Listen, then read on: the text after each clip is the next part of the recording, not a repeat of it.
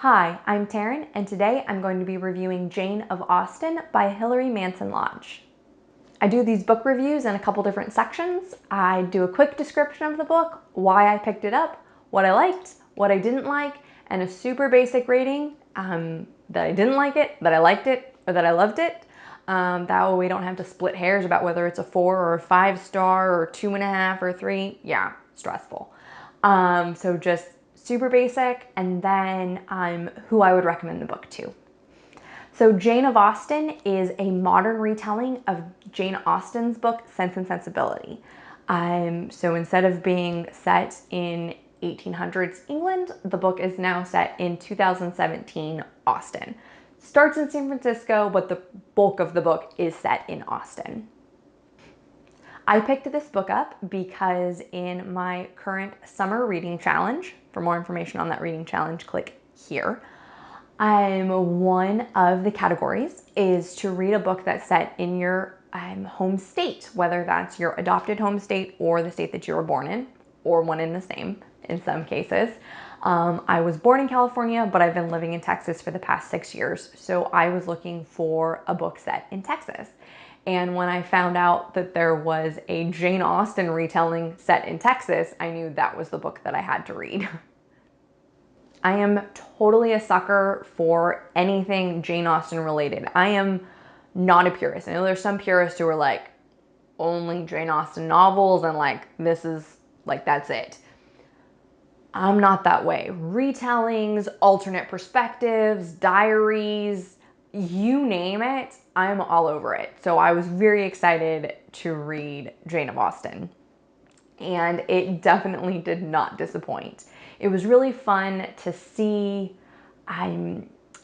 different characters and a story that I already know very well put in a different time and place, and to see what the author did to make it relevant for 2017. Obviously, there are different plot points in the original Sense and Sensibility. Don't worry, I'm not going to give away too many spoilers, but there are going to be a couple.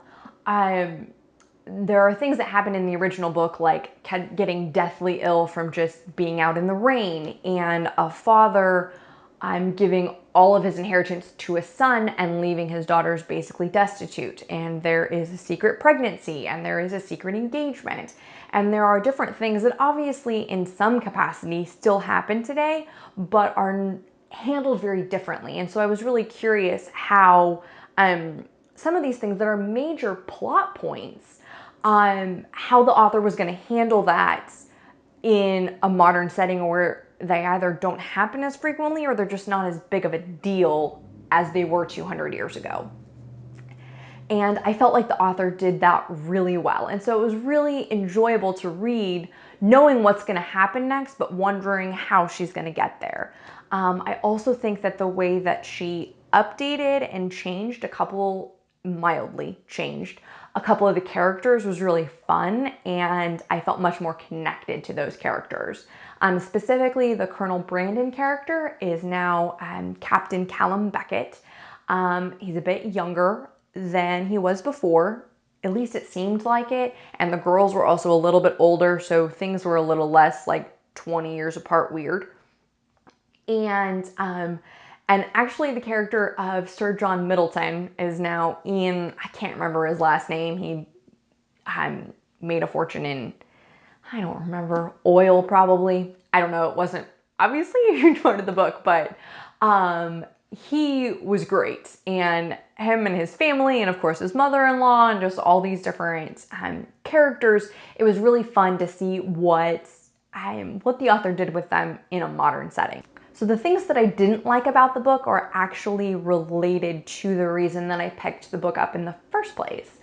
I picked it up because it's set about an hour away from where I live, which means that I know a lot about what stores are there, what restaurants are there, and so there were a few things that were bizarrely specific and consequently the author got wrong. For instance, she mentions the characters eating at Torchy's Tacos. Now, I eat at Torchy's Tacos at least twice a month. And so I know their menu. And so she mentions one of the characters getting avocado crema on her lip. Torchy's doesn't have avocado crema. They have an avocado sauce that is delicious, but they don't have avocado crema. So that took me out of the story because it was like, wait, they don't have that. And so I wasn't immersed. Whereas if the author had just said they went to a taco place, it still would have been correct, but then it wouldn't have mattered.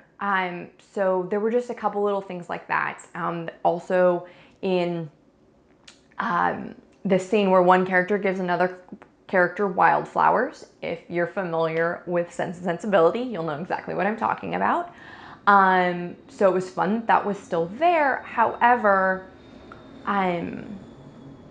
the character was given a bouquet of bluebonnets in December. Bluebonnets are a spring flower that really only last for 2 months maximum. In the spring, there are definitely none in December. So that was another one of those things where it was super specific. He could have just gotten her a bouquet of wildflowers and it would have been fine, but he got her a bouquet of bluebonnets in December, January, and that's just not possible. That would have been an extra level of feat in and of itself. And then in that same instance, she comments that those were not flowers bought from Kroger. There's no Kroger in Austin. There's Kroger in Dallas. There's no Kroger in Austin and San Antonio because it is HEB land. And I was like, maybe gonna give the author the benefit of the doubt in the fact that these characters were from San Francisco, so maybe they were bringing their San Francisco roots with them and referring to that. No Kroger in San Francisco either. So again, it was something that was like super specific, and then consequently the details were wrong. So probably not something that most people are even going to recognize, but they were things that stuck out to me and did just bother me a little bit. But all things considered, those were really minor things that just happened to stick out to me because I live in San Antonio. And it definitely did not impact my overall opinion of the book, which was totally loved it. I really, really, really enjoyed this book. Again, I knew the characters, I knew the story, I knew where it was headed, and still it was very enjoyable to see just how the author adapted it and changed it and made it her own while still very much being Jane Austen.